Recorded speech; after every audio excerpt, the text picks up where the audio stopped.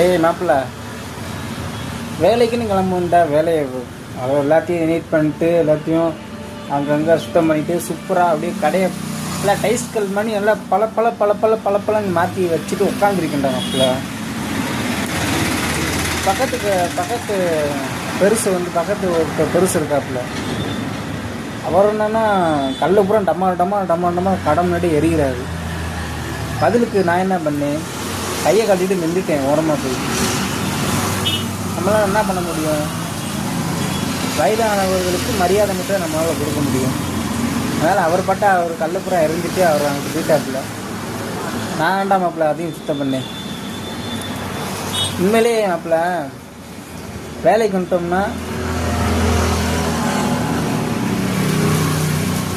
ஒன்று மேனேஜருக்கு உண்மையாக இருக்கணும், இல்லை இந்த கடைக்கு உண்மையாக இருக்கணும்.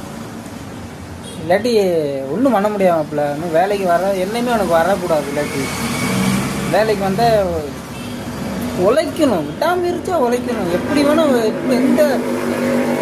எந்த மாதிரி வேணும் வேலை வரும் வேலைக்கு வந்துட்டோம்னா. அதனால் ரொம்ப மாப்பிள்ள, ஆனால் பொறுமை அவசியம்டா.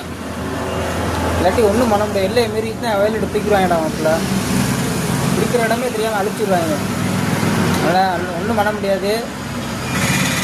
பக்கத்தில் பெருசு ஓவராக பண்ணிகிட்டே இருக்காப்புல. அவர்கிட்ட நான் பேச மாட்டேன் மாப்பிள்ள.